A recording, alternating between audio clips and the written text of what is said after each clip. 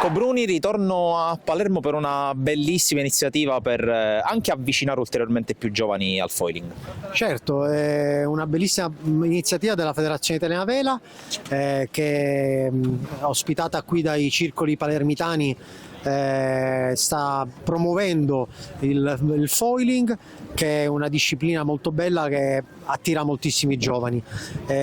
Volare sull'acqua diciamo è una cosa che è bella, che piace ai giovani, e la federazione sta facendo di tutto per avvicinarne il più possibile.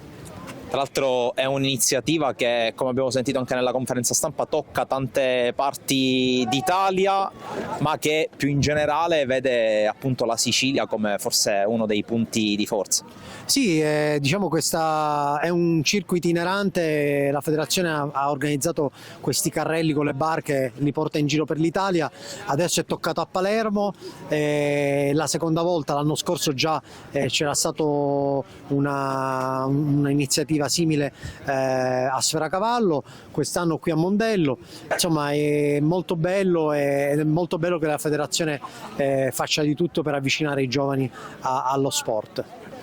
Ecco, veniamo un po' adesso a quelli che sono gli impegni personali, in particolare visto che indossi appunto i colori di Luna Rossa, anche in questa iniziativa rappresenti Luna Rossa, si avvicina un nuovo appuntamento con la Coppa America dopo le bellissime emozioni dei mesi scorsi. Come ci si avvicina a questo evento? Ma insomma l'evento a Barcellona settembre-ottobre, prima la Louis Vuitton Cup e poi l'America's Cup, sono l'evento finale, l'evento clou per cui ci siamo preparati e ci stiamo continuando a preparare con tanta passione e tanto lavoro.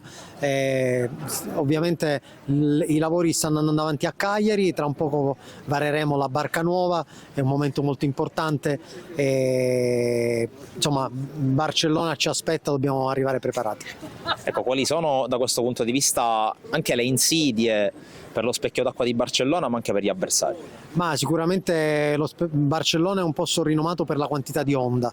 Il mondo del foiling con l'onda è un connubio difficile, per cui io credo che le onde saranno la chiave di volta di tutta questa nostra avventura.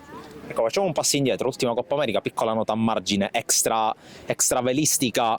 Tra i tuoi momenti, soprattutto di fine regata, c'era quel Forza Palermo, no? Che se ti ricordi, facciamo una piccola nota a margine, si sta facendo un po' tribolare questo Palermo quest'anno. Palermo, diciamo, lo seguo sempre, il tifo è sempre io tifo poco per il calcio, ma ovviamente se devo tifare per il calcio tifo per il Palermo. Ha i suoi momenti alti, i suoi momenti bassi, speriamo che ce la faccia questa volta ad arrivare in A, però il mio Forza Palermo era anche rivolto alla città di Palermo e a tutti i palermitani che rispettino il più possibile questa bellissima città di Palermo e che veramente la rendono la perla che è.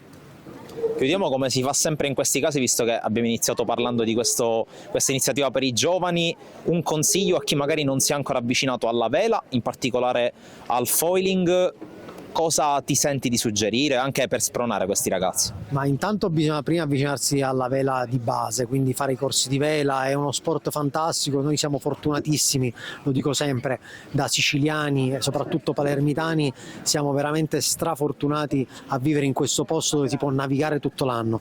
Guardiamo quanti ragazzi vanno in mare oggi, oggi lo sport per i giovani è fondamentale, è importantissimo, quindi invito tutte le famiglie, tutte le scuole a promuovere questo sport, avvicinarsi a qualsiasi circolo a Palermo, a chiedere informazioni per fare i corsi di vela e per iniziare questa bellissima avventura. È uno sport fantastico che dà tantissimo ai giovani, ripeto, siamo tanto fortunati, sfruttiamo questa fortuna.